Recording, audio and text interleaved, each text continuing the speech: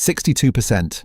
That is the proportion of participants in composite-face familiarity trials who rated a face they had never seen, a face that did not exist until a researcher blended it on a screen, as personally familiar after only 2 prior exposures to faces that merely shared its bone structure. Not the same face. A cousin of it. A statistical echo. And still, nearly 2/3 of a room full of ordinary, reasonably self-aware adults looked at a stranger and felt certain they'd met. For decades, the working assumption inside memory research was almost embarrassingly commonsensical. Familiarity requires an encounter. You cannot recognize what you have not seen. This seems less like a hypothesis and more like a law of physics for the mind. A person, a place, a face enters your visual field, gets encoded, gets filed, and later, when it reappears, a retrieval signal fires and you say, correctly, "I know you." Early facial memory researchers built entire testing paradigms on this premise. Show a face once, test recognition later. Assume a clean binary, seen or not seen, known or unknown. The brain in this model behaves like a filing clerk with excellent posture, meticulous, literal, faithful to the original. The trouble is that clerks don't hallucinate co-workers. Human memory, it turns out, does something far stranger and far more interesting. What researchers actually found once they started running faces through composite and morphing paradigms in earnest dismantled the filing clerk model almost immediately. In classic mere exposure work, repeated exposure to a stimulus, any stimulus, a shape, a word, a face, increases liking and perceived familiarity even when the subject cannot consciously recall having seen it before.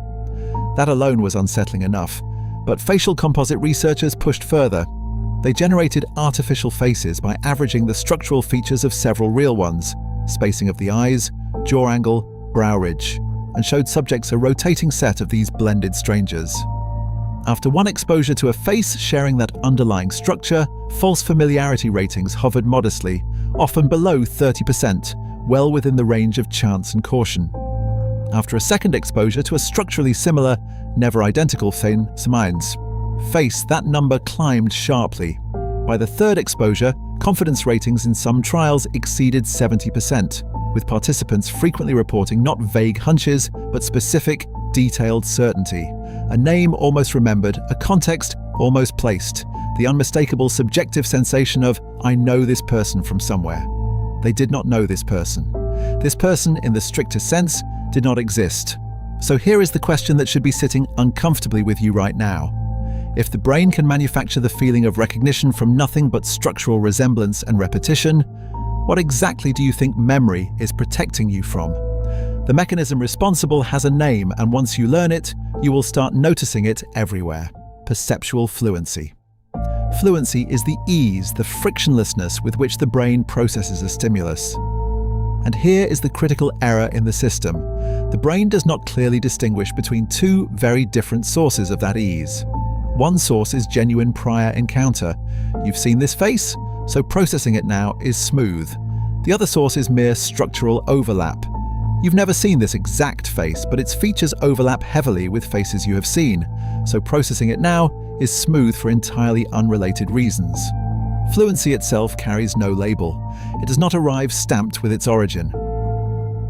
The brain, forced to interpret a feeling rather than consult a record, defaults to the simplest explanatory story available. This feels easy to process, therefore I must know it.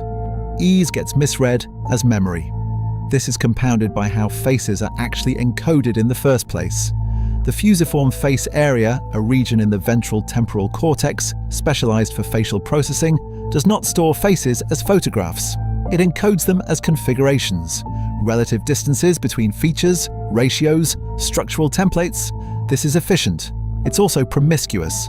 A structural template built from one face will partially activate in response to any face sharing enough of that configuration because the brain is matching pattern, not matching pixel. Combine that with feature averaging, the well-documented tendency for repeated exposure to similar but varying faces to generate an internal composite, an average face that was never actually seen but now feels like a memory in its own right, and you get exactly the results those experiments captured. 2 or 3 exposures to resemblance is enough to build a phantom template convincing enough to pass as a memory. Subscribe if you'd rather catch this happening in yourself before it quietly rewrites who you trust. You're doing this constantly, and almost none of it reaches conscious inspection. The stranger at the coffee counter who makes you do a double take, certain you worked with them once, somewhere, years ago, you didn't. Their brow ridge and jaw angle simply overlap with someone who did exist. The instant, disproportionate warmth or wariness you feel toward a new acquaintance who reminds you of a parent, a sibling, an ex. That reaction is not built on their actual character, which you haven't observed yet. It's built on a structural echo, triggering an emotional file that belongs to someone else entirely.